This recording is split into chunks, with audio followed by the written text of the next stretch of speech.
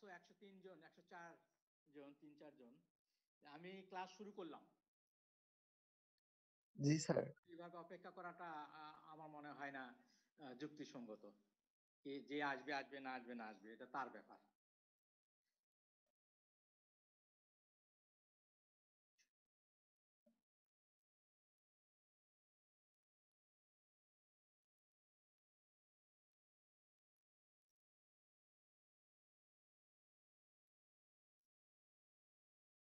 আজকে যে নতুন একটা চ্যাপ্টার ঠিক না, নতুন একটা আর্টিকেল ওই পাওয়ারের মধ্যেই আছে, ম্যাক্সিমাম পাওয়ার ট্রান্সফার থিওরাম। যে কোনো থিওরি বইয়েই এটা পাবা। এখানে অবশ্য যেটা পাবা সেটা হলো ম্যাক্সিমাম, এখানে একটা ভিন্ন শব্দ থাকবে, অ্যাভারেজ পাওয়ার ট্রান্সফার থিওরাম। যদি এসি পার্ট দেখো, পাওয়ার ক্যালকুলেশনের এসি পার্ট দেখো যদি যে কোনো থিওরি বইয়ে, তাহলে এখানে পাবা হচ্ছে maximum average power transfer theorem. আর ডিসি অংশ যদি দেখো, নেটওয়ার্ক থিওরামের মধ্যে পাবা ডিসি অংশ, সেখানে পাবা হচ্ছে ম্যাক্সিমাম পাওয়ার ট্রান্সফার থিওরাম।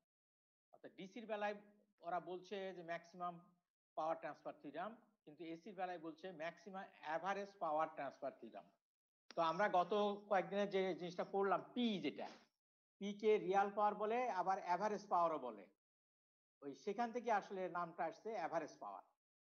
এসির বেলায় অ্যাভারেজ পাওয়ার, পি কে আমরা যেহেতু অ্যাভারেজ বলি, তো আমি ওইভাবে না বললেও চলবে, ম্যাক্সিমাম পাওয়ার ট্রান্সফার থিওরাম বললেও চলবে।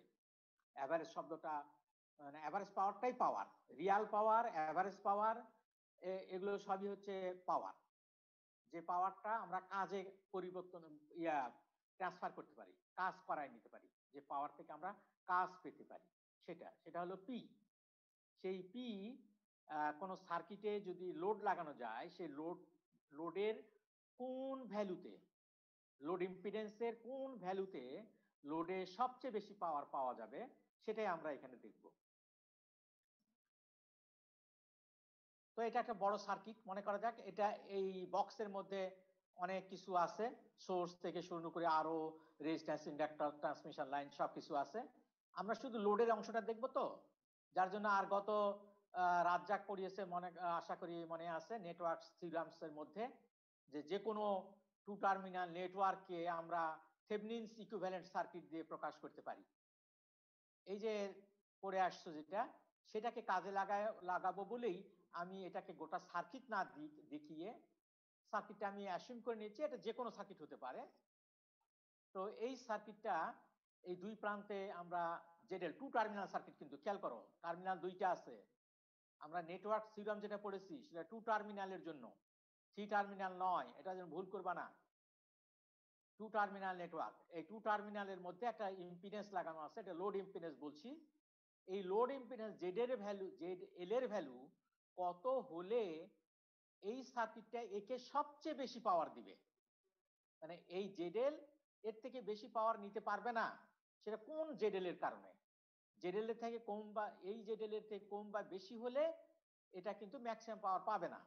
তো কোন জেডএল যে সবচেয়ে বেশি পাওয়ার এই সার্কিট থেকে নিতে পারবে, সেই জেডএলটা বের করাটাই হচ্ছে এই থিওরামের কাজ।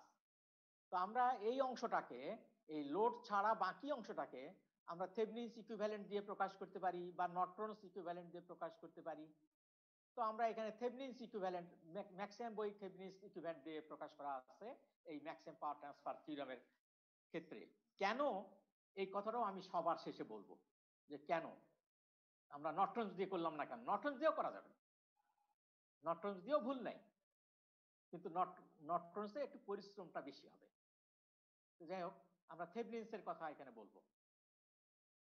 তো ধরা যাক এই এবি টার্মিনালে এই বাম দিকে যে সার্কিটটা আছে লোডের এক্সটার্নাল টু লোড ইম্পিডেন্স, এটাকে আমরা থেভনিনস ইকুইভ্যালেন্ট দিয়ে প্রকাশ করতে পারি।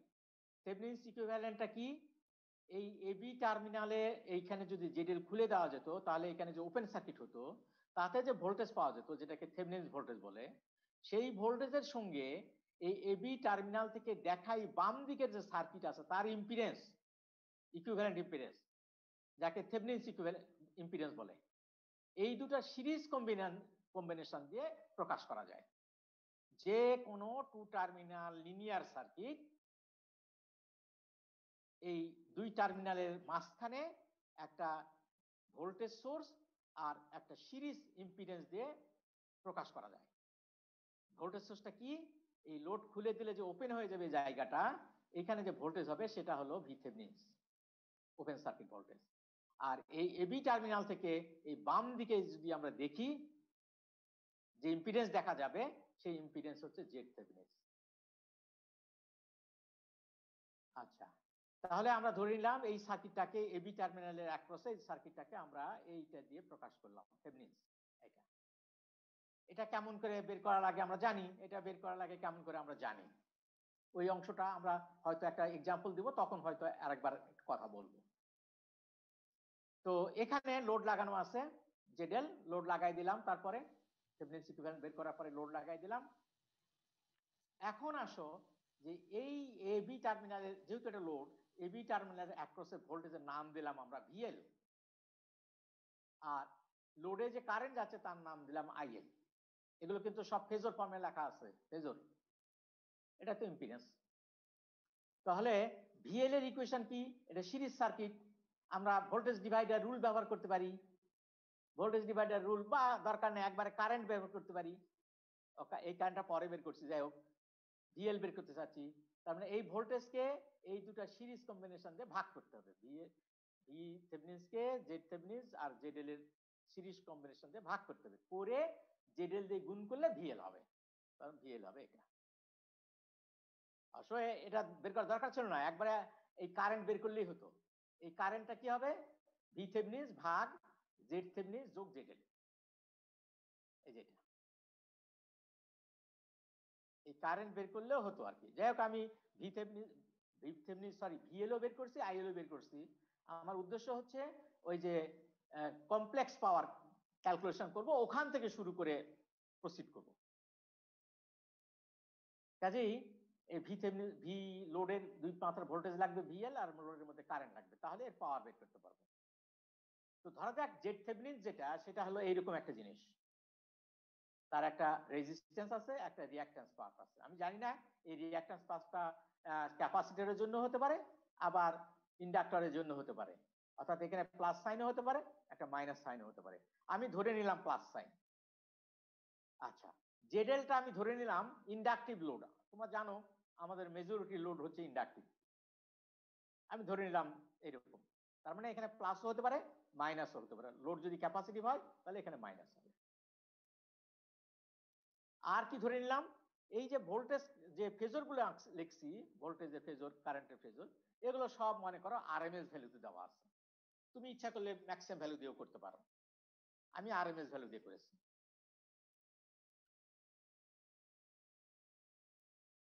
অর্থাৎ ফেজর যখন প্রকাশ করব, এই ধরো এখানে ভোল্টেজ দেওয়া আছে, এটা ধরো 100 cos ওমেগা টি, এখানে যেটা লেখা আছে ভি থেভনিন সেটা হচ্ছে 100 নয়, 100/√2 এভাবে লেখা আছে। 100 যদি ম্যাক্সিমাম ভ্যালু হয়, আরএমএস ভ্যালু বের করে নিব, তাকে √2 দিয়ে ভাগ করে সেই ভ্যালুটা ব্যবহার করব একে আরএমএস ভ্যালুতে প্রকাশ করার জন্য, আর কিছুই না। তো ভিএল পেলাম, আইএল পেলাম। পাওয়ার আমরা জানি, ভোল্টেজ আর কারেন্টের যে ইম্পিডেন্সের পাওয়ার পেতে চাচ্ছি, সেই ইম্পিডেন্সের দুই প্রান্তের ভোল্টেজ যে ফেজর, আর ওর মধ্যে যে কারেন্ট যাচ্ছে সেই কারেন্টের ফেজর তারই কনজুগেট, এটা হবে পাওয়ার। তো ভিএল ওই যে পরে বের করেছিলাম, এটা ছিল ভিএল, আর আইএল ছিল এই যে ব্র্যাকেটের মধ্যে এই টার্মটা আইএল ছিল, এর কনজুগেট হতে হবে, কনজুগেট বানালাম। এই দুটাকে এখন গুণ করে নিই, একত্র করে নিই। একত্র করলে দেখো এখানে জেডএল ভি থেভনিন, এটা ভি থেভনিন এর কনজুগেট আসবে, উপরে জেডএল থাকবে, নিচে থাকবে এই টার্ম এবং এই টার্মের কনজুগেট, এখান থেকে এইরকম হবে। তো এর আগে রাজ্জাকও বলার কথা, আমিও বলেছি পাওয়ার ক্যালকুলেশনের সময়, যে কোনো ফেজরকে সেই ফেজরের কনজুগেট দিয়ে গুণ করার অর্থ হচ্ছে সেই ফেজরের ম্যাগনিটিউডের স্কয়ার হয়, ম্যাগনিটিউডের স্কয়ার। তার মানে এর ম্যাগনিটিউড যেটা ভি থেভনিন নরমাল লেটার দিয়ে ব্যবহার করেছি। এই ভি থেভনিসটা হচ্ছে এই যে ভি থেভনিসের ম্যাগনিটিউড, ফেজ না, ম্যাগনিটিউড। ম্যাগনিটিউডের স্কয়ার হবে এখানে, উপরে জেডেল ছিল জেডেল থাকবে। এটা কি হবে? এটাও তাই, এর ম্যাগনিটিউডের স্কয়ার। এই দেখো দুটাই, এটাও যে ফেজর এটাও সেই ফেজর, কিন্তু এর কনজুগেট আছে। তাহলে এর যে ম্যাগনিটিউড হবে, এই যে এখানে দেখিয়েছি ম্যাগনিটিউড যেটা হবে তারই স্কয়ার হবে। এখন ম্যাগনিটিউড কত? এটা লিখছিলাম, এটা মান দেওয়া ছিল আর থেভনিস যোগ জে এক্স থেভনিস, আর এটা ছিল আর এল যোগ জে এক্সএল। তার মানে দুটা মিলে ম্যাগনিটিউড হবে এটা, এই রুট অফ আর, এটা তারই স্কয়ার করা লাগবে। স্যার এটা আরেকবার স্যার। কোনটা? আচ্ছা, তাহলে আমাকে একটু বের হওয়া লাগবে, মানে এখান থেকে বের হয়ে আমাকে স্ক্রিন শেয়ার আবার করতে হবে, হোয়াইট বোর্ড। আচ্ছা, ওখানে আমাদের জানা ছিল যে জেড থেভনিন যেটা ছিল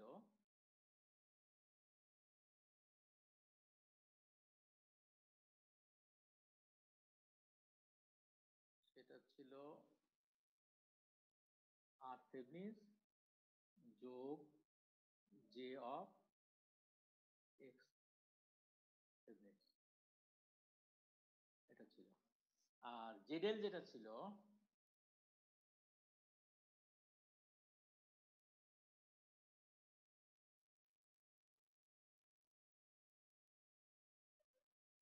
আর এল ছিল যোগ জে অফ সেল ছিল। ওখানে যেটা দেখিয়েছিলাম যে জেড থেভনিন আর এটার যোগফল দেখিয়েছিলাম, ম্যাগনিটিউড নিয়েছিলাম তার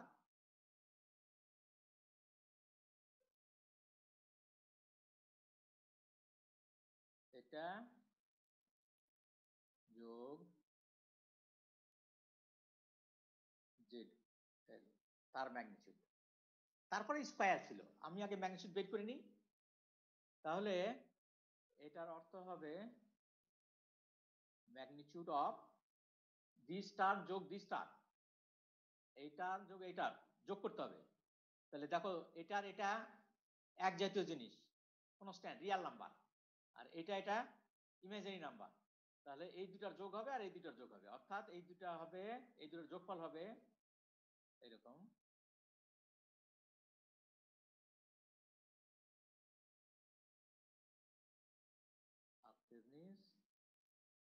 যোগ আরে যোগ এই দুটা যোগ যে কমন নেওয়া যায়,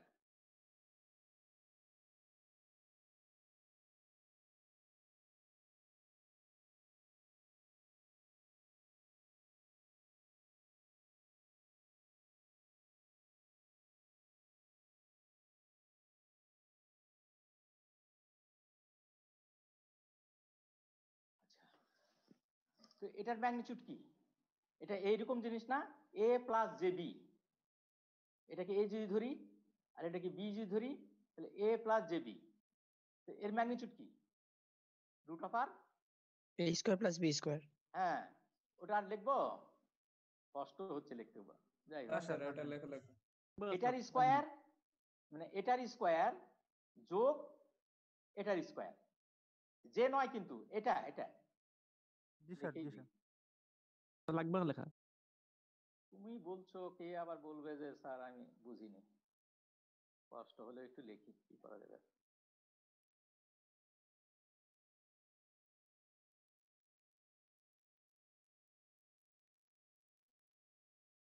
এটার স্কয়ার হবে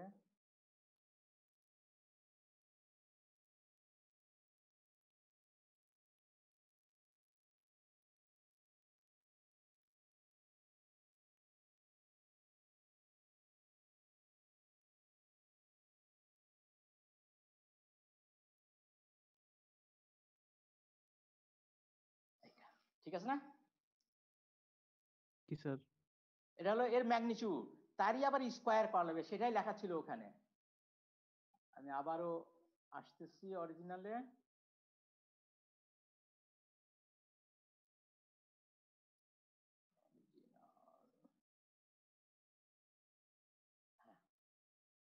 এই যে এই ব্র্যাকেটের মধ্যে যে টার্মটা, সেটা এই যে এখন লিখে বের করলাম যেটা, সেটা তারই স্কোয়ার হতে হবে, ঠিক আছে না? তো এটাকে এইভাবে লেখা যায়, দেখো জি স্যার। এখানে এই টার্মটা এই টার্মটা এই টার্মটা সব হচ্ছে রিয়াল নাম্বার, তাই না? ভিথেভনিন্স আর এইটা রিয়াল নাম্বার, শুধু জেডেলটা হচ্ছে কমপ্লেক্স। এই ইকুয়েশনের জেডেলটাই শুধু কমপ্লেক্স, ঠিক আছে তো? জি স্যার। তাহলে পি যেটা, আমার পি নিয়ে কথা বলছি আমি, পি যেটা সেটা হচ্ছে এর রিয়াল পার্ট, তাই তো? গতদিনে আমরা দেখে আসছি পিটা হচ্ছে কমপ্লেক্স নাম্বারের রিয়াল পার্ট। তার মানে কি, এটাকে এর যদি রিয়াল পার্ট নিই তাহলে এরকম ভাবে লেখা যাবে, এটা তো কনস্ট্যান্ট, এটা সরি এটা তো রিয়াল, অলওয়েজ রিয়াল, ভিথেভনিন্সের স্কয়ার ডিভাইড বাই এই নিচেরটা, এটাই, এটা হচ্ছে রিয়াল নাম্বার, শুধুমাত্র কমপ্লেক্স হচ্ছে এটা। তাহলে তারই তাহলে রিয়াল পার্ট নিলেই পি পাওয়া যাবে। আর এটা রিয়াল পার্ট কত লিখছিলাম? আরএল। আরএল হবে, জেডএল এর রিয়াল পার্ট হচ্ছে আরএল, তাহলে এর পরিবর্তে আমি আরএল লিখতে পারি, তাহলে পি এর ইকুয়েশন দাঁড়ালো এটা। আচ্ছা, এই এত খাটনি না করে কেউ যদি এইভাবে বের করতে চায় তাও হবে, কারণ আমার তো পাওয়ার বের করা নিয়ে হলেই হলো, পি বের করতে পারলেই হলো, পি এর ইকুয়েশন জানলেই হলো।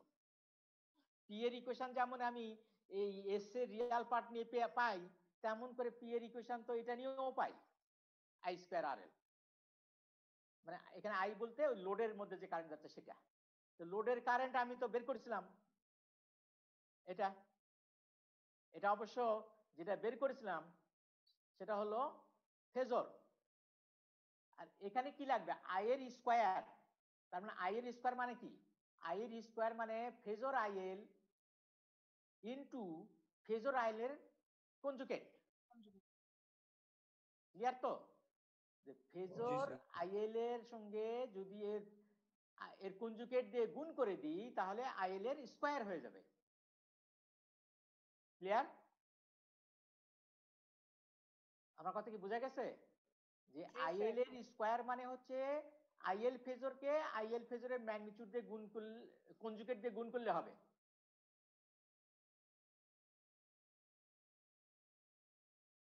তার মানে এই যে এই টার্মটাকে এর কনজুগেট দিয়ে গুণ করতে হবে, তার মানে ভিথেভনিন্স ইনটু ভিথেভনিন্স এর কনজুগেট হবে, তার মানে ভিথেভনিন্স স্কয়ার দাঁড়াবে। আর এটার কনজুগেট দিয়ে একে গুণ করা লাগবে, যেটা আমি এই যে এখন বের করলাম যে এখানে এই জিনিসটা। তার মানে কি, এই যে আরএল ছাড়া বাকি যে টার্মটা সেটা আসলে আইএল স্কয়ার টার্ম। এই ভিথেভনিন্স আর এই যেটা এই টার্মটা মিলে হচ্ছে আইএল এর স্কয়ার, তাহলে তার সঙ্গে আইএল গুণ করলেই পি পাওয়া যাবে। এখন আমাকে বলা হচ্ছে যে এই পিটার সর্বোচ্চ কত হবে, মানে কোন ইম্পিডেন্সের জন্য, অর্থাৎ আরএল এবং এক্সএল এর কোন ভ্যালুর জন্য পি সবচেয়ে বড় হবে। তো আরএল এবং এক্সএল দুটো ভিন্ন ভিন্ন ভাবে একটু চিন্তা করি। তোমরা এখানে বুঝতেইছো যে এই টার্মটা যদি 0 হয় তাহলে পি সবচেয়ে বড় হবে। এই এক্স থেভেনিন যোগ এক্সএল এর এই টার্মটা যদি 0 হয় তাহলে পি, যেহেতু এর এক্সএল কে আমি ভ্যারি করতে পারবো, ওই যে বললাম যে এক্সএল আর পিএল এর কোন ভ্যালুতে পি সবচেয়ে বড় হবে, তার মানে এক্সএল আর পিএল আমি ঠিক করব কোন ভ্যালুতে পি বড় হবে। তো আমি সহজে এই ইকুয়েশন থেকে বলতে পারি যে এই টার্মটা ডিনোমিনেটর সেকেন্ড টার্ম যেটা, সেটা যদি 0 হয় তাহলে পাওয়ার সবচেয়ে বেশি হবে। দ্যাট মিন্স এক্স থেভেনিন আর এক্সএল এর মধ্যে এই সম্পর্ক যদি আসে তাহলে পাওয়ার সবচেয়ে বড় হবে। তাই একটা কন্ডিশন পেলাম আমি, এক্সএল এর ভ্যালু কত হতে হবে এটা পেয়ে গেলাম। এক্সএল সমান হতে হবে মাইনাস এক্স থেভনিন। এবারে আসি আরএল এর ভ্যালু ঠিক করা লাগবে। তো এইটা বসানোর পরে পি যেটা পাওয়া যাবে, এটা 0 বসানোর পরে পি যেটা পাওয়া যাবে সেটা হচ্ছে এটা যদি 0 বসাই দিই, তাহলে V Thevenin square RL divide by R Thevenin যোগ আরএল এর হোল স্কয়ার, পি দাঁড়াবে এইটা। এখন কোন আরএল এর জন্য এক্সএল এর বেলা হয়ে গেছে, কোন আরএল এর জন্য এই টার্মটা বড় হবে খুব সহজেই বের করতে পারি। আরএল এর ভ্যালু, আরএল এর সাপেক্ষে পি কে ইন্টিগ্রেট ডিফারেন্সিয়েট করে 0 এর সঙ্গে সেট করলেই আরএল এর ভ্যালু আমরা বের করতে পারবো। যে আরএল এ পি বড় হবে, স্যার ছোটও তো হতে পারে। হ্যাঁ, তার জন্য তো তুমি টেস্ট জানো যে কি করা লাগে। এই আরএল এর ভ্যালুর জন্য পি বড় হবে না পি ছোট হবে তুমি জানো তো। সেকেন্ড অর্ডার আবার ডিফারেন্সিয়েট করতে হবে, করে দেখতে হবে যে পিটার ওইখানে বসায় দিয়ে পজিটিভ হচ্ছে না নেগেটিভ হচ্ছে, তার উপর ভিত্তি করে তুমি ডিসিশন নিতে পারবা।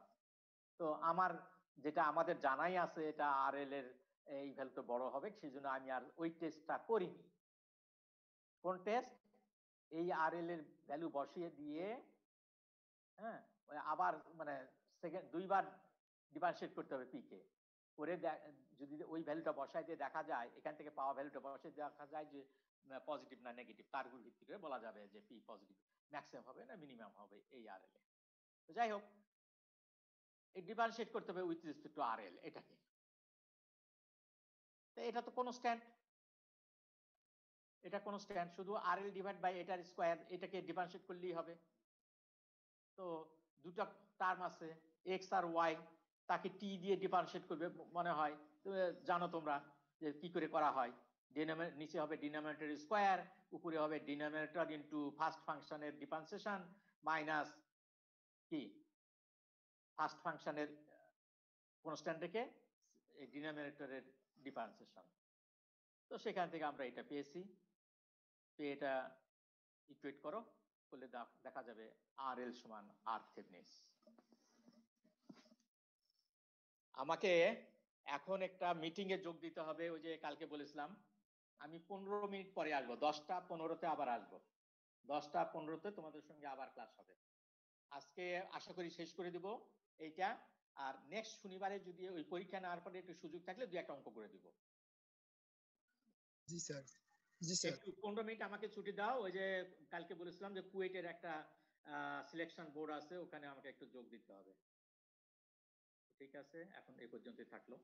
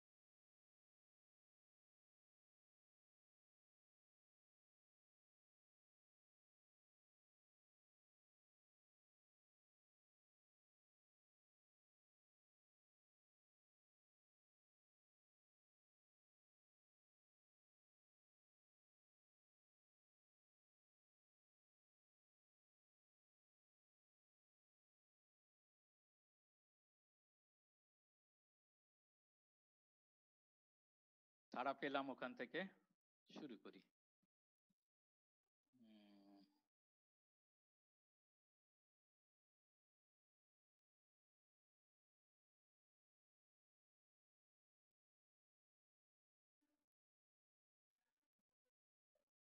সম্ভবত এখানে ছিলাম আমরা, তাই না? হ্যালো, জি স্যার। আচ্ছা, এটা বুঝলাম যে তাহলে লোডের যে ইম্পিডেন্স তারই রেজিস্টিভ পার্টটা ওই যে লোড ছাড়া বাকি সার্কিটের যে থেভনিনস ইকুইভ্যালেন্ট ইম্পিডেন্স তার রিয়াল পার্টের সমান হতে হবে, আর রিয়াক্টিভ অংশটা থেভনিনসের যে রিঅ্যাকট্যান্স পাওয়া গেছে তারই অপোজিট পোলারিটির হতে হবে, অপোজিট পোলারিটির। অর্থাৎ লোড যদি ইন্ডাকটিভ হয়, সরি থেভনিনস যদি ইন্ডাকটিভ হয় তাহলে লোড হতে হবে ক্যাপাসিটিভ। মানে এটার উপরে আমরা হাত নাই, এক্স থেভনিনসের উপর আমরা হাত নাই, তো এটা তো সার্কিট একটা দেওয়াই আছে। আমি তো চেঞ্জ শুধুমাত্র হাত আমার এখানে এক্সএল আর আরএল এর উপরে। সেই জন্য বলছিলাম যদি যে থেভনিনস ইকুইভ্যালেন্ট স্যার যে রেকর্ডিং এ দিলে ভালো হতো স্যার। ও সরি সরি সরি আগেরটা যে কি হলো, আমরা এখানে যে থেভনিনসের যে ইম্পিডেন্স ধরেছিলাম সেটার দুইটা অংশ, একটা রিয়াল পার্ট আর থেভনিনস রেজিস্ট্যান্স, আর একটা আছে এক্স থেভনিনস রিঅ্যাকট্যান্স। আমরা দেখলাম যে জেডএল এর বেলায় এইটা এর সমান,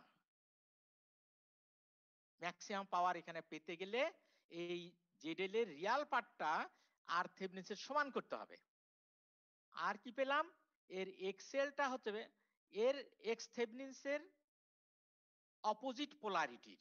অর্থাৎ এক্স থেভনিন যদি পজিটিভ হয় তাহলে মাইনাস এক্স থেভনিনস হতে হবে এটা, আর যদি এক্স থেভনিন যদি নেগেটিভ হয় তাহলে এটা প্লাস।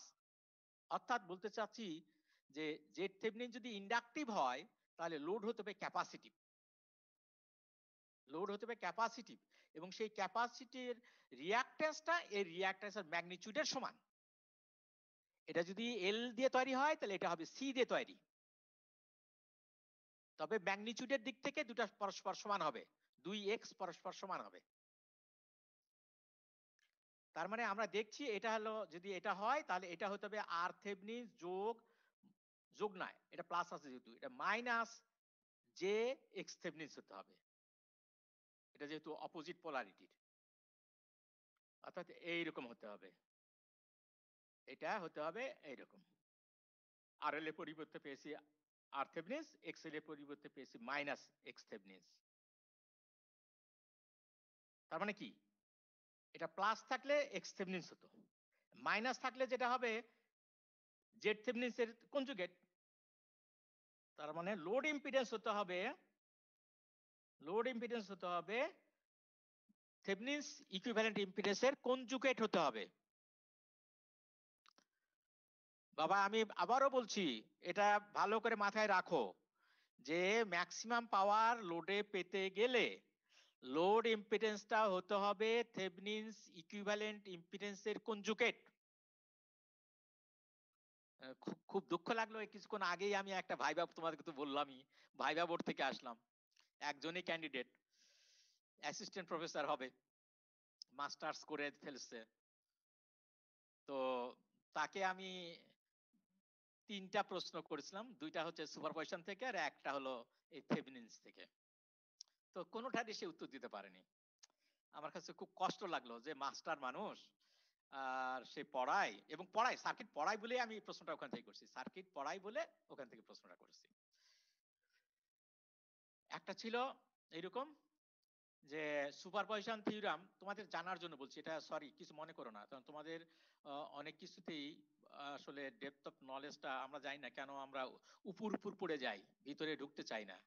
কিন্তু ভাইবা বোর্ডে ওইরকম হয় না ভাই, প্রতি বছর 1000 1500 করে ছাত্র বের হচ্ছে, তোমাকে তোমার তোমার মতো 1000 ইলেকট্রিক্যাল ইঞ্জিনিয়ার, তো আমি বাকি 999 জনের মধ্যে থেকে বাদ দিয়ে তোমাকে নিব কেন? তোমার একটা গুণ থাকা লাগবে তো, অন্যদের কাছ থেকে তোমাকে পৃথক করা যায় এমন একটা গুণ থাকতে হবে তো তোমার, তা না হলে কেমন আমি তোমাকে নিব? তোমার কাজটা তো আমি আরেকজনকে দিয়েও করাতে পারি, তাকে নিব। তো সেই জন্য বলছি যে মানে ভিতরে ঢুকতে হবে জিনিসগুলোর। তাকে প্রশ্ন করলাম যে সুপারপজিশন থিওরাম ছাড়া সার্কিট সলিউশন করা যাবে না এমন একটা সার্কিটের কথা বলো। ও বলে দিল যে একের অধিক সোর্স থাকলে সুপারপজিশন থিওরাম ব্যবহার করা যাবে। আমি বলছি ব্যবহার করা যাবে এটা মেনে নিলাম, আমি তো বলেছি মাস্ট সুপারপজিশন থিওরাম অবশ্যই ব্যবহার করতে হবে এমন একটা সার্কিট, পারে না। তো এই হচ্ছে আমাদের ডেপথ অফ নলেজ, বা আমরা পড়তে চাই না আসলে। জানি না তোমাদের যদি জানার থাকে তোমরা পড়ে নিও, বলার কথা তোমার স্যার অবশ্যই বলার কথা যে কেন ওই হ্যাঁ ফ্রিকোয়েন্সি আলাদা হবে স্যার। বুঝলাম না। ফ্রিকোয়েন্সি আলাদা থাকলে সোর্সের ফ্রিকোয়েন্সি আলাদা হবে হ্যাঁ, একাধিক সোর্স এবং ফ্রিকোয়েন্সি যদি আলাদা হয় তাহলে অবশ্যই সুপারপজিশন থিওরেম ব্যবহার করতে হবে, আদারওয়াইজ সম্ভব না। এটা ছিল একটা। আরেকটা মানে ওটা প্রসঙ্গে আরেকটা টানিছিলাম, যাই হোক ওটা সাধারণ প্রশ্ন। এবারে থেভনিন্স থেকে ধরেছিলাম যে থেভনিন্স ইম্পিডেন্স তো বের করা যায়, অনেক পদ্ধতি আছে, 2টা থেকে 3টা। হ্যাঁ, তো 3টার মধ্যে যদি সার্কিট যদি এমন হয় যে ডিপেন্ডেন্ট সোর্স আছে তাহলে ইম্পিডেন্স বের করবা কিভাবে? এটাও সেই রকমই আর কি, উত্তর খুব একটা মনোপ্রত হয়নি। তো এই হচ্ছে, যাই হোক ওটা তোমরা দেখে নিও, তোমাদের ব্যাপার। তো আমরা একটা পেলাম যে কারণ আমি কথা বলার পিছনে কারণ কি, তোমার বড় ভাইদেরকে জিজ্ঞাসা করবা যে আচ্ছা বড় ভাই, যে লোডে ম্যাক্সিমাম পাওয়ার কন্ডিশন কি? ও বলবে কি জানো? ও বলবে এইটা ইকুয়াল টু এইটা। এটার কথা বলবেই না, এটার কথা বলবেই না, খালি বলবে এইটা ইকুয়াল টু এইটা। তার মানে সে মনে করে পাওয়ার মানে ডিসি পাওয়ার, আর কিছু না। ডিসি সোর্স ছাড়া আর কোনো সোর্সই নাই দুনিয়ায়, এটাই মনে করে। ওই জন্যই আমি মনে করি ওই যে তোমাদের বইগুলোতে দেখবা ডিসি পার্টে নেটওয়ার্ক থিওরাম, সেখানে পড়াই ম্যাক্সিমাম পাওয়ার ট্রান্সফার থিওরাম। সেখানকার কন্ডিশন হচ্ছে load resistance equal to Thevenin resistance, এই দুটার সমান হলে ম্যাক্সিমাম পাওয়ার লোডে যাবে। আর এসি পড়ানোর সময় আবার এটা বলে, কেন বাবা দুইটা কেন বলবো, একটা বললে অসুবিধা কোথায়? একটা বললে এইটা বললে অসুবিধা কোথায়? আমি যদি বলি জেড এল আর জেড থেভনিন কনজুগেট হতে হবে, অসুবিধা নাই তো। কারণ এখানে তো এটার পার্ট 0 করে দিলেই তো হয়ে গেল। এটার পার্ট 0, সে এটার পার্ট লোডের রেজিস্টিভ লোড, এটার পার্ট 0, এটাও 0 বানায় দিলাম। এই দুটাই ডিসির বেলায় তো এটাও 0 হবে, এটাও 0 হবে। তো এটাও 0 এটাও 0, তো ঘুরে তো আমার আর L equal to R Thevenin এসে গেল। তো সেটা আবার Z Thevenin, Z equal to Z Thevenin এর কনজুগেটই তো, দুটাই তো রিয়াল। কনজুগেট নিলেও তো ওটাই হবে। কাজেই একটা পড়ার চেষ্টা করে, এক জায়গায় পড়ার চেষ্টা করে, দুই জায়গায় পড়ে দুইটা থিওরি মাথায় ঢুকায় নিয়ে ও তুমি গুলায় ফেলবা। কাজে আমার কথা হচ্ছে এক জায়গায় পড়বা, আমি এটা এসির বেলায় ব্যবহার করবো না ডিসির বেলায় ব্যবহার করবো সেটা আমি দেখবো। ডিসি যদি হয় তাহলে এটা থাকবে না, এটা থাকবে না, করে গেল, তখন আর L equal to R Thevenin. আর সেটাকে আমি ওইভাবে না বলে তো এটাও বলতে পারি Z L equal to Z Thevenin এর কনজুগেট। কারণ জেড এল যদি আর এল হয় আর এটা যদি আর থেভনিন, এটা যদি আর থেভনিন হয় শুধু, তাহলে এর কনজুগেট নিলেও তো আর থেভনিনই হবে। ডিসির বেলাও তো এই ঘটনাই ঘটবে, এটাই হবে। কাজে একটা শিখো। যাই হোক, ওই জন্য আমি তুলে নিয়ে আসছি, ওখান থেকে নিয়ে এসে ভিন্নভাবে এই চ্যাপ্টারের মধ্যে ঢুকিয়ে দিয়ে পাওয়ার ট্রান্সফার থিওরাম আমি পড়াচ্ছি, এবং রাজ্জাককে আমি বলেও দিয়েছি যেহেতু পাওয়ার আমি পড়াচ্ছি, পাওয়ার ট্রান্সফার থিওরামটাও আমি পড়াবো। এই যে এখানে এভারেজ পাওয়ার কথা লেখা হয়েছে, মানে তোমাদেরকে আবার একটু কানে ঢুকাই দেওয়ার জন্য যে আসলে এই এভারেজ পাওয়ার ব্যবহার করব আমরা এসির বেলায় যদি করি আর কি, না করলে ক্ষতি নাই। এসি হোক আর ডিসি হোক কিচ্ছু যায় আসে না। কাজেই এই কথা না বলাই ভালো। বলবা the maximum power can be transferred to the load if ZL equal to Z Thevenin। তারপরে তুমি যদি ভাইবা বোর্ডে যাও তাহলে আমি রিকোয়েস্ট করবো আরেকটু, স্যার এটা হলো জেনারেলাইজড ইকুয়েশন, যেহেতু তোমার স্যাররাও তোমার মতোই আর কি, তারাও এইটাই মানে মনে রাখছে, এইটা মনে রাখছে, এইটা মনে রাখেনি। কাজে তাদেরকে একটু বলবা স্যার ডিসির বেলায় কিন্তু এই ঘটনা, রিঅ্যাকট্যান্স যেহেতু থাকবে না, কাজেই দুটার রেজিস্টিভ পার্ট সমান হতে হবে, এই কথা বলে শেষ করে দিবা। তো এখন আমরা কন্ডিশন পেলাম, তাহলে এই যে পাওয়ারের যে ইকুয়েশন পেয়েছিলাম এই ইকুয়েশনটা আবারও লিখছি, লেখার পরে এই কন্ডিশন গুলো আমি এখানে পুট করছি। কন্ডিশন গুলো পুট করলে পাওয়ার কত হবে? এটা যেহেতু সমান সমান এবং অপোজিট, তাহলে এটা 0 হয়ে গেল। এটা আবার আর থেভনিন এর সমান, তাহলে 2 আর থেভনিন দাঁড়ালো এখানে, তার স্কয়ার, তার 4 আর থেভনিন, সরি স্কয়ার। এই যে এখানে আরেকটা আর থেভনিন আছে যে কাটা যাবে, এটা হবে পাওয়ার। তোমরা ম্যাক্সিমাম বইয়ে দেখবে এখানে 8 দিয়ে মানে তখন এটা আরএমএস ভ্যালুতে নয়, তখন এটা কনসিডার করা হয়েছে ম্যাক্সিমাম ভ্যালু দিয়ে, সেই জন্য এখানে 8 আসছে অনেক বই। আমি তো আগেই বলে নিয়েছি যে এই ভি থেভনিনটা হচ্ছে আরএমএস ভ্যালু, আরএমএস ভ্যালু দিয়ে দেখলে এইরকম হবে। আমি এটা বেশি প্রিফার করি, কারণ হলো আমাদের মিটার মাপবে এইটা, মিটার মাপবে এইটা, আরএমএস ভ্যালুতে মাপবে। মিটার কখনোই তোমার ম্যাক্সিমাম ভ্যালু মাপবে না, সেই জন্য আমি এটা প্রিফার করি, এটা লাগালাম। তোমরা ইচ্ছা করলে তোমরা এখানে ভিএম দিয়ে পড়তে পারো, তখন 8 লাগবে এখানে।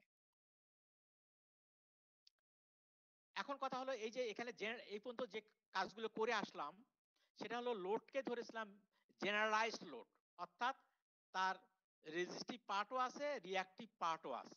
এটা হলো generalised load, generalised load, resistive পার্টও আছে, রিঅ্যাক্টিভ পার্টও আছে। আচ্ছা, লোড যদি লোডের যদি রিঅ্যাকট্যান্স না থাকে, বলো তো এরকম দুই একটা লোড বলো তো যার রিঅ্যাকট্যান্স নাই, শুধু রেজিস্ট্যান্স আছে। দুই একটা লোডের নাম বলো দেখি।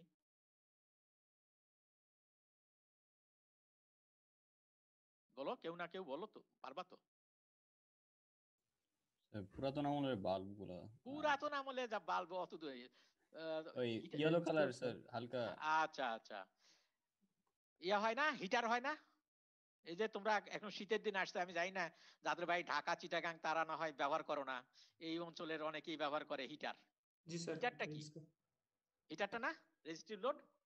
জি স্যার, পিওর রেজিস্টিভ। এক্সেল নাই, এক্সেল নাই। তো এইরকম লোড যদি হয় তাহলে ওই থিওরামটার ওই যে কন্ডিশন যেটা, সেটা কেমন দাঁড়াবে? আরএল এর ভ্যালু কেমন হতে হবে, এক্সেল এর ভ্যালু কেমন হতে হবে? এক্সেল তো জিরো না, এক্সেল তো জিরো, লোড তো নাই, এই রিঅ্যাক্টিভ লোড না, রিঅ্যাকট্যান্স নাই, রেজিস্টিভ লোড। তাহলে আরএল এর কন্ডিশন কি আর থেভেনিনের সমান হবে নাকি আর কিছু হবে, সেটা নিয়ে একটু সমান দেখব। হবে স্যার। না না না বাবা, আগে দেখে নাও। এই যে এখানে এখান থেকে দেওয়াই আছে, তুমি তো চালাকি করে দেখে ফেলতে পারতা। যাই হোক, তাহলে এই যে ইকুয়েশন, জেনারেলাইজড ইকুয়েশন, এটা ছিল পাওয়ারের। এক্সেল যদি জিরো হয় তাহলে ইকুয়েশনটা কি, এই টার্মটা জিরো হবে, হলে যেটা হয় পাওয়ার সেটা হবে কোথায়, হ্যাঁ এখানে জিরো, জিরো বসেছি, জিরো বসে পি এর ইকুয়েশন এটা। থেভেনিনস ইকুইভ্যালেন্ট ঠিক আছে আগের মতোই, জেড থেভেনিন, আর থেভেনিনসও আছে, এক্স থেভেনিনসও আছে। তাহলে ওটা তো আমার হাতে না, আমি চেঞ্জ করব লোড। আমার লোডটা যদি পিওর রেজিস্টিভ হয় তাহলে পাওয়ার কেমন হবে, কোন কন্ডিশনে ম্যাক্সিমাম পাওয়ার পাবো আমি লোডে, সেটা জানতে চাই। তার মানে এক্সেল জিরো আমার। তাহলে এক্সেল জিরো হলে পাওয়ার যে ইকুয়েশন হবে সেটা হলো এটা, এক্সেল এর ভ্যালু জিরো বসিয়েছি। দেখো, তাহলে আমি ম্যাক্সিমাম পাওয়ার পেতে গেলে একমাত্র আরএল কে ভেরি করতে পারবো, আর কাউকে পারবো না, কারণ এটা আমার হাতে না, এটা ওই যে যারা পাওয়ার তৈরি করছে তাদের হাতে, এটাও তাদের হাতে, এটাও তাদের হাতে। আমি সবচেয়ে বেশি পাওয়ার পাইতে গেলে আমার লোড ভ্যারি করতে পারবো, লোড এখানে শুধু রেজিস্টিভ লোড, তার মানে আরএল ভ্যারি করা যাবে। তো দেখা যাক কোন আরএল এর জন্য পি ম্যাক্সিমাম হবে। সোজা একে ডিফারেন্সিয়েট করতে হবে উইথ রেসপেক্ট টু আরএল, করে এটা জিরোর সঙ্গে ইকুয়েট করতে হবে, করে আরএল এর ভ্যালু বের করতে হবে। তো এখন করো, ইকুয়েট করো, ইন্টিগ্রেট করো, ডিফারেন্সিয়েট করো। ডিফারেন্সিয়েট করলে কিন্তু এই যে নিউমারেটর এটা আসে, ডিনোমিনেটর জিরো যেই আসুক না কেন, ডিনোমিনেটর তো জিরো দিয়ে গুণ হবে, মানে এর ডিফারেন্সিয়েট করলে নিউমারেটর এটা আসে। হ্যাঁ, প্রথমে এই যে এটা আসবে, এটা আসবে, তারপর ডিফারেন্সিয়েশন অফ এটা আসবে, তারপর মাইনাস এটা আসবে, তারপরে ডিফারেন্সিয়েশন অফ এটা আসবে। ওইটা করলে দেখবা যে এই জিনিসটা আসবে, এই যে এটা হচ্ছে যেটা ডিফারেন্সিয়েশন অফ আরএল 1, এটাকে 1 দেখো, মাইনাস, এবারে এটা থাকবে আরএল, এইটাকে ডিফারেন্সিয়েট। তো এখানে আরএল তো এর মধ্যে আছে, এর মধ্যে নাই, তাহলে এটা জিরো আসবে, তাহলে থাকবে এটা ডিফারেন্সিয়েট করতে হবে, 2 সামনে আসবে, এটা গুণ হবে, আর আরএল এর সহগ 1, ব্যাস এটা হবে। তাহলে এটা যদি ইকুয়েট করি, দেখো আরএল সমান এটা আসবে। যদি রেজিস্টিভ লোড হয় তাহলে কিন্তু আরএল শুধু আর থেভেনিনের সমান না, জেড থেভেনিনের ম্যাগনিটিউডের সমান, জেড থেভেনিনের ম্যাগনিটিউডের সমান আরএলটা, এটা হবে। ক্লিয়ার কথাটা? যদি লোডটা জেনারেল হয়, মানে ইন্ডাকটিভ হোক আর ক্যাপাসিটিভ হোক, অর্থাৎ আর এবং এল, আর এবং এক্স দুটাই যদি থাকে, তাহলে কন্ডিশন হচ্ছে এইটা। আর যদি লোডটা রেজিস্টিভ হয়, এক্স যদি না থাকে, লোডের এক্সএল যদি না থাকে, তাহলে জেড থেভেনিনের ইয়ে আর কি ম্যাগনিটিউড যেটা, সেটা হবে আরএল, আরএল এর সমান। মানে এই পরিমাণ আরএল সার্কিটে লাগালে লোড পাওয়ার সবচেয়ে বেশি পাবা। তার নিচে বা এর থেকে কম বেশি করলে পাওয়ার কিন্তু কম বেশি হবে। তো পাওয়ারটা কত হবে তাহলে? আমরা এখানে এটা পি ছিল, এক্সএল যখন 0 ছিল তখনকার পি এটা, তাতে আরএল এর ভ্যালুটা বসাই দাও, বসাই দিয়ে ইকুয়েট করলে এরকম একটা ইকুয়েশন হবে। একে আর সিম্পলিফাই করা কঠিন ব্যাপার, সিম্পলিফাই আর করিও নি আমরা। ঠিক আছে, এই পর্যন্ত থাক। এই হলো ইকুয়েশন। এই যে আরএল এর পরিবর্তে এই যে এটা বসাইছে, আরএল এর স্কয়ার ছিল নাকি না আরএল ছিল, আর থেভেনিন যোগ আরএল, আরএল ছিল তাহলে যে এইটা এটা এখানে এটা হবে। আবারও ভি থেভেনিনটা হচ্ছে আরএমএস ভ্যালু, কিন্তু এটা মনে রাখতে হবে, ম্যাক্সিমাম পাওয়ার এটা পাওয়া যাবে, অবশ্যই এটা আরএমএস ভ্যালু।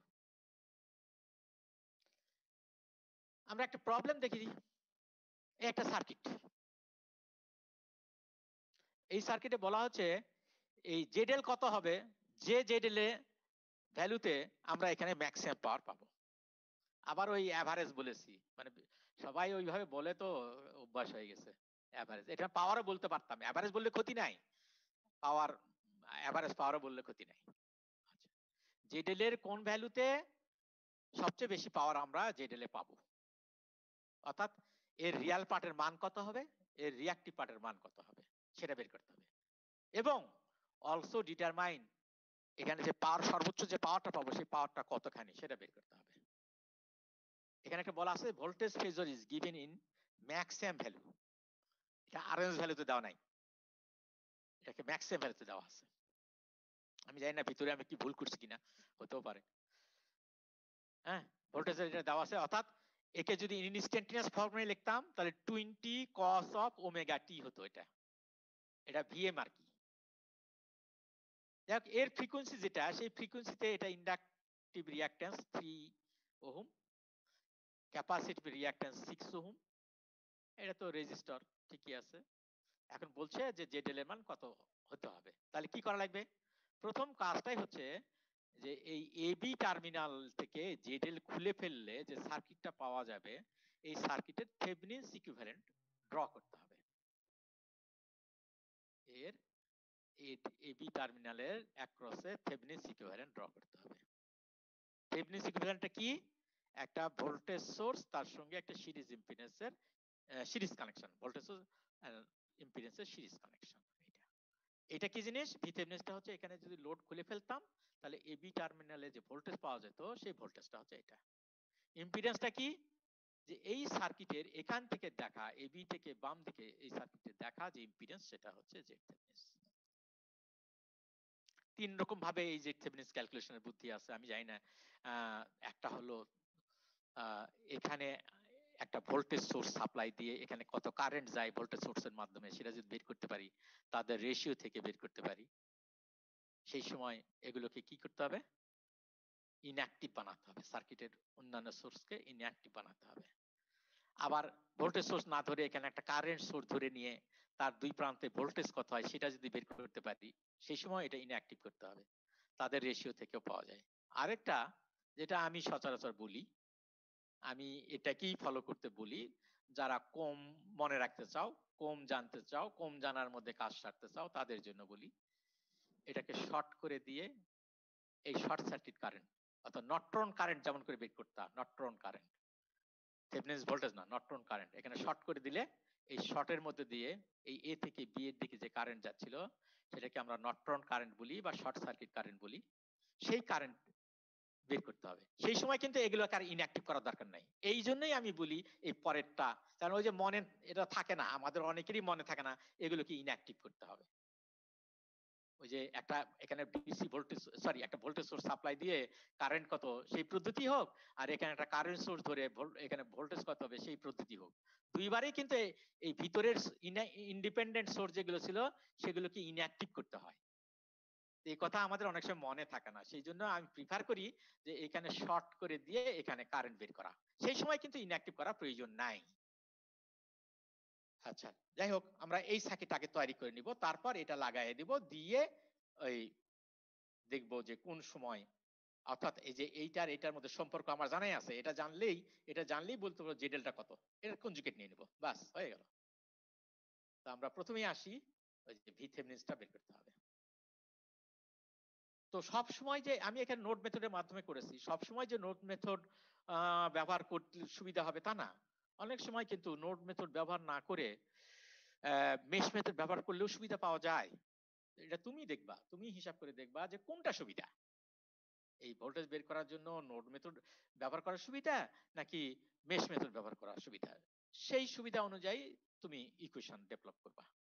তো আমি এখানে ফিল করছি যে নোড মেথড সুবিধা, কারণ এই যে এই ভোল্টেজটা যা এই নোডের ভোল্টেজও তাই, এটা যেহেতু ওপেন, কাজে এই এবির মধ্যে যে ভোল্টেজ যেটা সেটাই আসলে এই রেফারেন্স পয়েন্ট থেকে, এটাকে রেফারেন্স পয়েন্ট যদি ধরি এখান থেকে এই নোডের ভোল্টেজ, সেই জন্য এই ক্ষেত্রে সুবিধা পাচ্ছি। কাজে আমি নোড মেথড মানে কম ইকুয়েশন সলভ করতে হবে, সোজা কথা কম ইকুয়েশন সলভ করতে হবে। আসি এখানে, এটার ভোল্টেজ ইকুয়েশন লিখি, নোড কার্চফ কারেন্ট ল লিখি। কার্চফ কারেন্ট ল আমি ধরলাম যে এটা এই কারেন্ট একটা ধরছি, এটা বের হয়ে গেছে, মনে করে এখানে V1 থেকে এই 20 ভোল্টের দিকে বের হয়ে গেছে একটা কারেন্ট ধরলাম। আরেকটা হচ্ছে V1 থেকে 20 ওহমের মধ্যে দিয়ে বের হয়ে গেছে, আবার ধরলাম V1 থেকে ভিথেভনিনস দিকে বের হয়ে গেছে কারেন্ট। তার মানে তিনটা কারেন্টে আমরা বের হওয়া ধরি যদি, তাহলে এই কারেন্ট 5 ওহমের মধ্যে যে কারেন্ট বের হয়ে গেছে, 20 ওহমের মধ্যে দিয়ে যেটা বের হয়ে গেছে, আর ভিথেভনিনসের দিকে যে কারেন্ট গেছে, এই তিনটা কারেন্টের যোগফল হবে 0। এখন এই কারেন্ট কত আমরা জানি, এই রোধের এই প্রান্তের ভোল্টেজ মাইনাস এই প্রান্তের ভোল্টেজ ভাগ এই রোধ, তাহলেই এই কারেন্টটা হবে। একইভাবে এই প্রান্তের ভোল্টেজ মাইনাস এই প্রান্তের ভোল্টেজকে 20 দিয়ে ভাগ করলে এদিকের কারেন্ট হবে, এদিকের কারেন্ট হবে। তেমন করে V1 মাইনাস ভিথেভনিনস দিকে J3 দিয়ে ভাগ করি, তাহলে এই দিকের কারেন্ট হবে। এই ইকুয়েশনকে সিম্পলিফাই করেছি, সিম্পলিফাই করে এটা পেয়েছি। এবারে এই নোড, এটা V1 মাইনাস ভিথেভনিনস এদিকের কারেন্ট যেটা দেখলাম, এই কারেন্টটা এখানে যাওয়ার পরে আর কোনো রাস্তা নেই, একমাত্র রাস্তা হচ্ছে এইটা, এদিকে তো কারেন্ট যাবে না, ফাঁকা, তাহলে এই কারেন্ট ঢুকছে আর এই কারেন্ট বের হয়ে যাচ্ছে, ঢোকা কারেন্ট ইকুয়াল টু বের হওয়া কারেন্ট। বের হওয়া কারেন্ট কতখানি, ভিথেভনিনস ভাগ মাইনাস J6। এখান থেকে এই ইকুয়েশন পাওয়া যাবে। এই V1 এর মানটা যদি আমরা এখানে বসাই দিই, তাহলে ইকুয়েশন সলভ করলে এরকম পাওয়া যাবে ভিথেভনিনস। তো ভিথেভনিনস হয়ে গেল। এখন আইথেভনিনস বের করা লাগবে। সোজা মানে আমি কেন মানে আই নর্টন বের করবে, এটা কেন ব্যবহার করতে বলছি জানো, এটা ব্যবহার করার আরেকটা কাজ কিন্তু সোজা হয়। কি রকম সোজা, এই যে ইকুয়েশন গুলো এখানে ডেভেলপ করছো না, এই ভিথেভনিনসের মান 0 বসালেই এখানে এই প্রায় সবগুলো ইকুয়েশন পেয়ে যাবা, শুধু এই শেষের নোডের এই আইএন একটা যোগ হবে, আর কিছুই না, আইএন একটা যোগ হবে। দেখো এই ইকুয়েশনটা দেখো খাতায় লিখে রাখো, এইটা আর এইটা 1 নম্বর আর 2 নম্বর। 1 নম্বর তো না, এই যে উপরের ইকুয়েশনটা, বা হ্যাঁ 1 নম্বর ইকুয়েশন লিখতে পারো, বা আমার মনে হয় এটা প্রথমে লিখলে ভালো হয়। উপরের ইকুয়েশন লেখো আর এই ইকুয়েশন লেখো। এই দুই ইকুয়েশনের ভিথেভনিনস যদি 0 বানাই, সে এটার ভিথেভনিনস 0 বানাবো, তাহলে কিন্তু এই নোডের মানে এই অবস্থায়, সরি এই অবস্থা না তো, এই অবস্থায় এই নোডের ভোল্টেজের ইকুয়েশন পাওয়া যাবে। কারণ এই যে ভিথেভনিনস 0 বানাই দিয়েছি কি করে, এখানে শর্ট করেছিলাম। শর্ট করা মানে কি, এই পয়েন্টের ভোল্টেজ যা, এই পয়েন্টের ভোল্টেজ যা, তো এই পয়েন্টের ভোল্টেজ 0, এটা রেফারেন্স পয়েন্ট, তাহলে এই পয়েন্টের ভোল্টেজ 0। তাহলে ইকুয়েশন দেখো, এই কারেন্ট যোগ এই কারেন্ট যোগ এই কারেন্ট সমান সমান 0। তাহলে এই কারেন্ট আগের মতোই V1 ভাগ 20, এটা ভাগ 5, এটা হলো V1 ভাগ 20, আর এটা হলো V1 মাইনাস 0, মানে V1 ভাগ J3। এটা আগের ইকুয়েশন আর এই ইকুয়েশনে একই ইকুয়েশন, এখানে মাইনাস ভিথেভনিনস ছিল, এই থেভনিনস এর মান 0 বসাই দিলাম, তাহলে ওই ইকুয়েশনই হবে, নতুন করে চিন্তা করার প্রয়োজন পড়বে না। তাহলে কত সোজা, ওই যে আগের যে 1 নম্বর ইকুয়েশন পেয়েছিলাম তাতে ভিথেভনিনস ইকুয়াল টু 0 বসাও, দেখে এটি পাবা। এই যে ভিথেভনিনস 0 বসাও, তাহলে এই টার্ম ইকুয়াল টু এটা পাবা। এখন এই নোডে আসি, এই কারেন্ট ঢুকছে, এই কারেন্ট ঢুকছে, এটা কি হবে, এখানে ভোল্টেজ 0, এখানে ভোল্টেজ 0, এখানে কারেন্ট কত? 0 sir. 0। তাহলে এই কারেন্টটা কি হবে? আইএন এর সমান না? এই V1 থেকে 0 এর দিকে যে কারেন্ট যাচ্ছে সেটা কি আইএন এর সমান না? জি স্যার।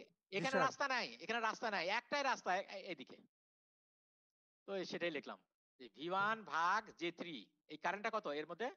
এই মাথার ভোল্টেজ V1, এই মাথার ভোল্টেজ 0, তাহলে V1 মাইনাস ভাগ J3, এই যে কারেন্টটা পাওয়া গেল এটা আইএন এর সমান।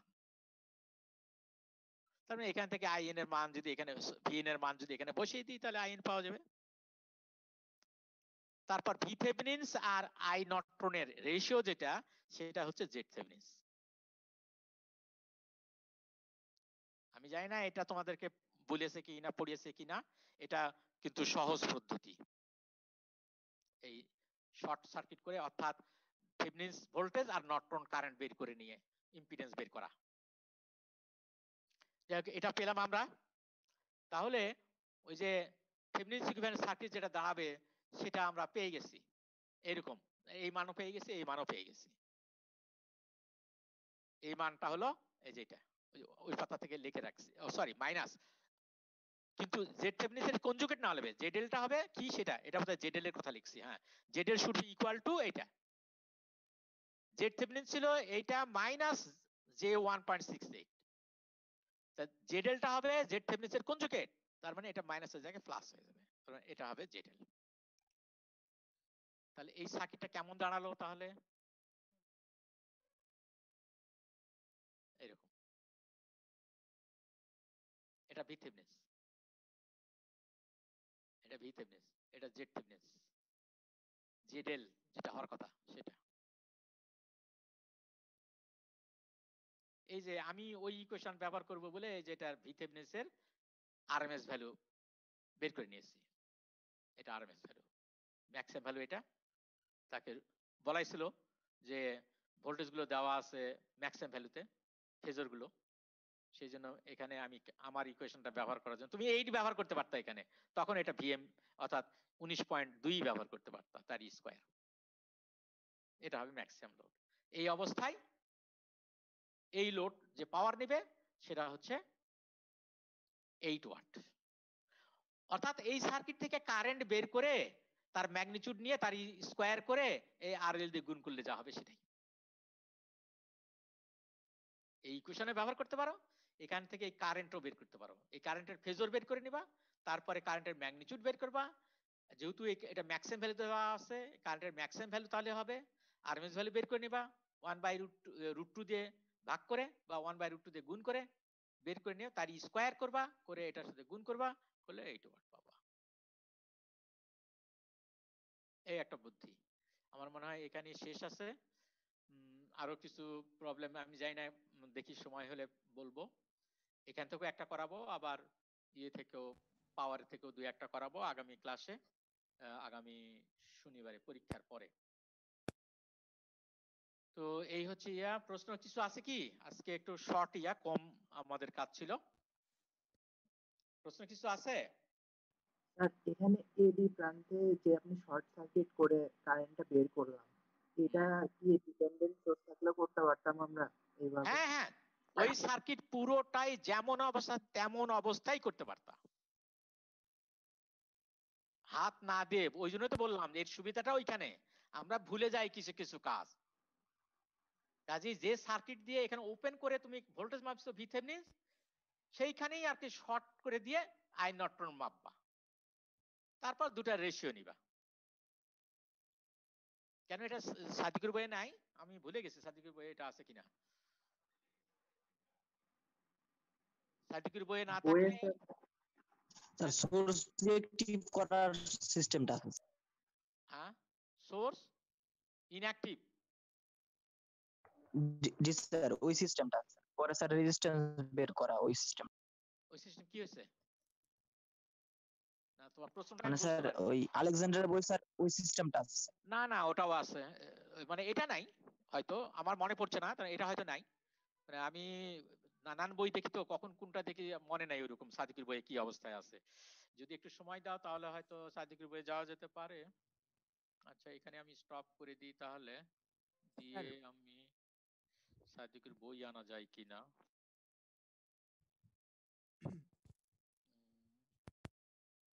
সাদিকের বই স্যার হ্যাঁ বলো, কেউ কিছু বলছো? যদি dependent হ্যাঁ করে দিতাম বুঝলাম না।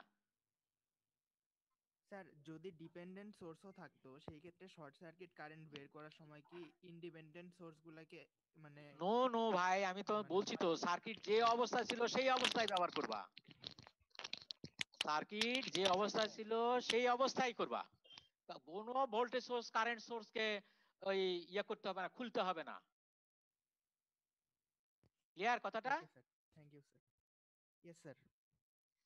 একটু আমাকে একটুখানি একটু দেখতে দাও, দেখি সাদিকের বই বের করছি, এখন দেখি একটু আছে কিনা ইম্পিডেন্স বের করার কি বলছে। In case of no dependence, দুই ভাবে বলা আছে। দেখো, একটাতে বলা আছে যদি ডিপেন্ডেন্ট সোর্স যদি না থাকে তাহলে কেমন করে বের করব সেটার কথা বলা আছে, আর একটা বলেছে ডিপেন্ডেন্ট সোর্স থাকলে কেমন করে বের করব সেটা। এবং দুইটাই ওই তোমাদের ওই যে ইন্টারনাল যে সোর্স গুলো আছে সেগুলোকে ইনঅ্যাক্টিভ করে বের করার পদ্ধতি বলা আছে। এই যে আমি যে পদ্ধতি বললাম আমারটা নাই ওখানে, আমারটা নাই। তো তোমরা দেখতে পারো, আমার নোট পড়ে দেখতে পারো, সেখানে পাবা।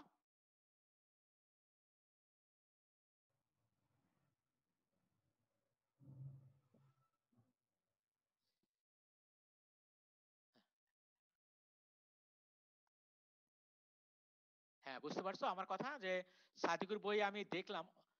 ও তোমরা দেখতে পাচ্ছ তো বোধহয় নাকি সাদিকুর বই? জি স্যার। সাদিকুর বইয়ে দুইটা কেস আছে, এই যে কেস 1 আর কেস 2। কেস 1টা হচ্ছে বলা হচ্ছে যদি সার্কিটে ডিপেন্ডেন্ট সোর্স না থাকে, নো ডিপেন্ডেন্ট সোর্স, তাহলে কেমন করে বের করবা। 4.24 বি, 4.24 বি, 4.24 এই পারে নাই ওই পারে, এই যে অল ইনডিপেন্ডেন্ট সোর্স, এগুলো সব সোর্স গুলোকে জিরো করা লাগবে, অর্থাৎ ইনঅ্যাক্টিভ করা লাগবে। তারপর এখান থেকে দেখা, এখানে একটা ভোল্টেজ সোর্স লাগাতে পারো, একটা কারেন্ট সোর্স লাগাতে পারো, লাগায়ে সেই কারেন্ট ভোল্টেজ সোর্স লাগাও যদি, তাহলে এখানে কারেন্ট কত হচ্ছে সেটা দেখে তাদের রেশিও, অথবা কারেন্ট সোর্স যদি লাগাও তাহলে এই কারেন্ট সোর্সের অ্যাক্রসে ভোল্টেজ কত হচ্ছে সেটা তাদের রেশিও। এই একটা বুদ্ধি। আরেকটা হচ্ছে বলছে যদি ডিপেন্ডেন্ট সোর্স থাকে we turn off all independent source, সবগুলো ইন্ডিপেন্ডেন্ট সোর্সকে টার্ন অফ করব, করে কি করব, এই এখানে একটা ভোল্টেজ সোর্স বা কারেন্ট সোর্স, এই যে 25 বি, যেটা 25 বি, এভাবে করব। তবে এই যে কেস 1 আর কেস 2 দুটো ভিন্ন ভিন্ন ভাবে বলা উচিত ছিল না। এই কেস 1 আমার মনে হয় তোমরা ব্যবহার না করলেই সবচেয়ে ভালো। কেস 1 কখনোই ব্যবহার করবা না, এটা আমি রিকোয়েস্ট করব। কিছু প্রবলেম আছে, তার কারণে এটা কন্ডিশনাল। কি কন্ডিশন? ইন্ডিপেন্ডেন্ট সোর্স যদি না থাকে, তা আমি কি নানান কিছু ইয়ে করব যে এটা কন্ডিশনাল, যে এটা থাকলে এটা করবো আর এটা না থাকলে এইভাবে করব? কি দরকার? আমি এমন একটা পদ্ধতি শিখি যেটাতে একইভাবে বের করা যাবে, থাক আর না থাক কিচ্ছু যায় আসে না। তো সেটা হলো কেস 2। কেস 2 সার্কিটের যত ইন্ডিপেন্ডেন্ট সোর্স আছে সেগুলোকে জিরো বানায়ে, এই যে আইদার এই V0 ভোল্টেজ সাপ্লাই দিয়ে I0 ক্যালকুলেট করবা, করে এই দুটো রেশিও বের করবা, অথবা I0 কে সাপ্লাই দিয়ে এর দুই প্রান্তের ভোল্টেজ V0টা বের করে নিবা, তাহলে তাদের রেশিও নিবা। এই দুই ভাবেই আমরা থেভেনিনস ইকুইভ্যালেন্ট ইম্পিডেন্স বের করতে পারি। অথবা আমি যেটা বললাম এখানে শর্ট করে দিলেও হবে, এখানে শর্ট, এখানে তখন আর ভিতরে গ্লাস জিরো করা লাগবে না, সার্কিট যেমন অবস্থায় ছিল তেমন অবস্থায় রেখে একবার এখানে খুলে দিয়ে এখানকার ভোল্টেজ মেপে নিব, একবার শর্ট করে নিয়ে ভোল্টেজ মেপে নিব, তাহলেই হবে। কেন হবে এটা, এই পদ্ধতিটা কেন হবে এইভাবে? তোমরা তো থেভেনিনস মনে আছে থিওরামটা, নর্টনস থিওরাম মনে আছে। থেভেনিনস আর নর্টনে খেয়াল করো তো ভোল্টেজ আর ইম্পিডেন্স কারেন্ট এগুলোর মধ্যে সম্পর্ক কি? V ইকুয়াল টু, আমি ওহমের থেভেনিনস আর সূত্র। বলবো না, জেড থেভেনিনসও জান জেড নর্টনও তাই, তাই না? জি স্যার। সমান সমান না? জি ওটার স্যার। নাম আমি ইম্পিডেন্স বলি, জেড বলি। তাহলে ভি ইকুয়াল টু থেভনিসের বেলায় ভি যে ভি পাবো আমরা ভি থেভনিস ওটাকে যদি ভি বলি, এই ভি ইকুয়াল টু নর্টনের কারেন্ট গুণ ইম্পিডেন্স, তাই না? নর্টনের কারেন্ট গুণ ইম্পিডেন্স, ঠিক আছে তো? জি স্যার। তো আমার মনে হয় একটু সামনে যাই তাহলে ভালো হবে। এই বইটা খোলা আছে যেহেতু, আমরা একটু নর্টনস থিওরামে যাই, থেভনিস থিওরামে যাই। থেভনিস থিওরাম মধ্যে চলে গেল না। এটা যদিও আমি সার্কিট দিয়ে ডিসি সার্কিট দেখাচ্ছি, কাছে বের করার সুবিধা হলো সেই জন্য আর কি। ওটা এসির বেলায়ও প্রযোজ্য একই। আচ্ছা, ডেরিভেশন অফ থেভনিস নর্টন থিওরাম, ডেরিভেশনস।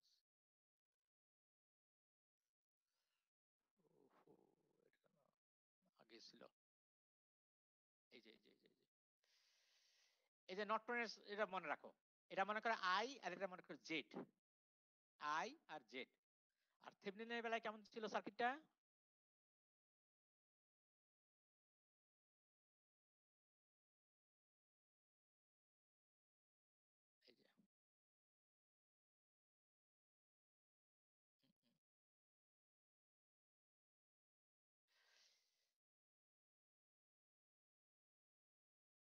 এই যে এই যে এটাও তো জেড, তাই না? নর্টনের জেড আর এটা সমান সমান না?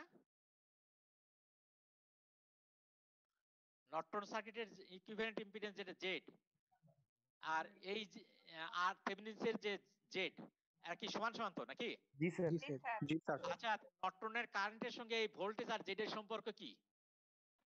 I R V equal to I R. V equal to I Z, তাই না? জি স্যার। নর্টনের আই আর নর্টনের জেড এই দুটার গুণফলটা হচ্ছে ভি থেভনিন। তাহলে দেখো তো ভি থেভনিন ভাগ আই নর্টন কি? RTH। ওই তো হয়ে গেল থেভেনিন না? বা আরএন। তাহলে হলো না? তাহলে জি থেভনিন স্যার। ভোল্টেজ আর নর্টন কারেন্ট যদি বের করি, তাহলে তো তোমার ইকুইভ্যালেন্ট ইম্পিডেন্স যেটা থেভনিন হোক আর নর্টন হোক সেটা পাওয়া যায়। সেই জন্য এটা একটা পদ্ধতি, এটা তোমাদের এই বইয়ে লেখা নাই, অনেক বই খুঁজে পাবা, কোন কোন বই হয়তো পাবা। তো না পাইলে আমার নোটে আছে, দেখবা, ওটা পড়বা তাহলে হবে। ওটা সুবিধা আছে, নানান সুবিধা আছে। আমরা মানুষ, আমাদের ভুল হতে পারে, তো ওই ভুলগুলো যাতে কম হয়, কারণ আজকে ভুল হবে না। আজ তুমি ছাত্র আছো, আজ 4 বছর মনে থাকলো, 5 বছর পাস করে চলে গেলা, 10 বছর পর্যন্ত মনে রাখলা, একবারে প্রায় জীবনের শেষ প্রান্তে পৌঁছে গেছো। হ্যাঁ, তুমি তোমার নাতি নাতনিকে পড়াতে বসছো, তখন যে তুমি, তোমার তো মনে নাও থাকতে পারে। আর ওইটা যদি একটা জানো যদি, এবং ওই একটাকে সারা জীবন মনে রাখো যদি, কন্ডিশনাল না ওইটা, ওখানে কোনো কন্ডিশন নাই, যে কোনো সার্কিটের জন্য ওইটা প্রযোজ্য। ভি থেভনিন এবং আই নর্টন বের করলে তাদের রেশিও থেকে জেড থেভনিন বা জেড নর্টন বের করা যায়। কাজে 4-5টা তোমার মনে রাখতে হবে না, একটা মনে রাখলেই হবে। কাজে মনে রাখতে গেলে একটা মনে রাখবা, তারপরে অতিরিক্ত গুলো শিখবা। প্রথমে হচ্ছে সবচেয়ে মিনিমাম যেটা না হলেই নয় সেটার দিকে যাবা, তারপর সময় থাকলে তুমি তোমার ক্যাপাবিলিটি বাড়াও। সেই জন্য আমি রিকোয়েস্ট করব যে ওই যে মেথডের কথা বলা হলো, শর্ট সার্কিট কারেন্ট বের করে, এটা ওপেন সার্কিট, এখানে ওপেন সার্কিট ভোল্টেজ আর শর্ট সার্কিট কারেন্ট বের করে সলিউশন করবা জেড থেভনিন বের করার জন্য, সবচেয়ে ভালো। তাহলে আমরা আজকে উঠি, যদি আর কোনো প্রশ্ন না থাকে। প্রশ্ন কি আছে?